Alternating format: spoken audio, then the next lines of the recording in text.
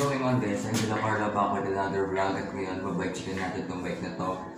Hicks Eagle na MTB. Let's go!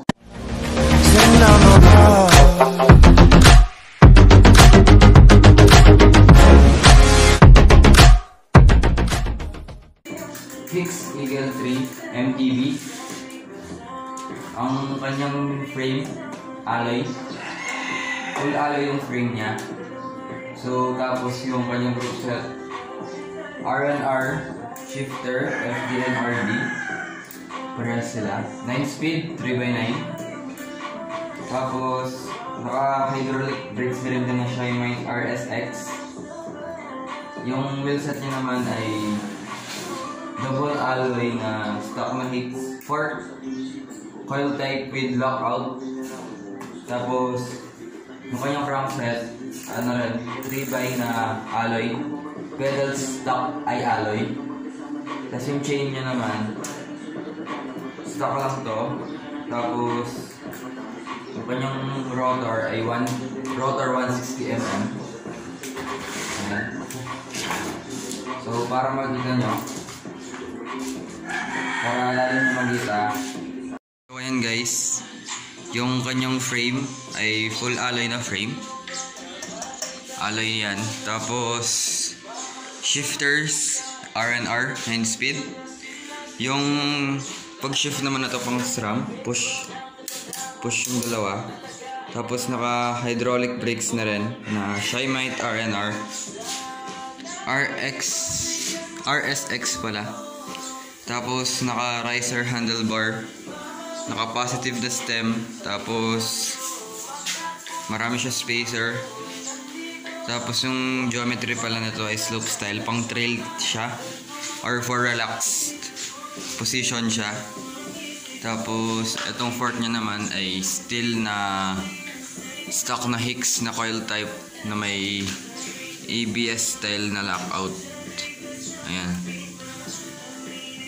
Oops, kasi yun yung from compression denting niya. Hydraulic na siya. Tapos external cabling sa ilalim, kaya medyo malinis, mukhang internal.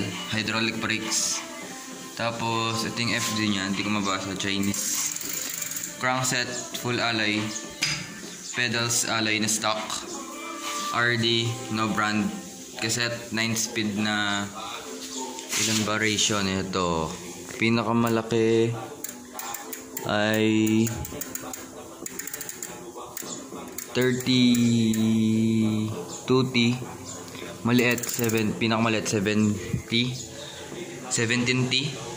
Yung kanyang dropouts ay quick release, may racks for fenders and for rear rack may mounts siya.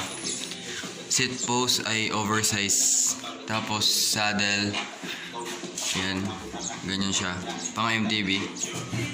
Tapos yung hubs niya ay thread type. Tapos yun lang.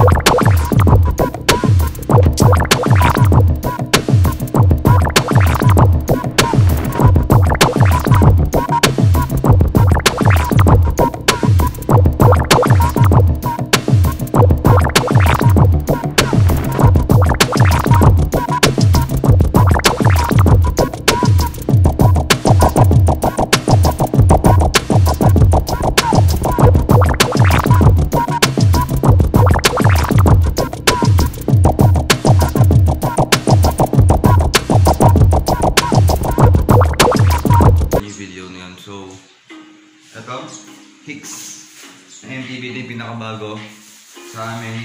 So available dito. PM nyo lang ako if interested kayo na gusto magkaroon ng ganito kasi nagbibenta kami ng ganyan na to. So PM nyo lang ako.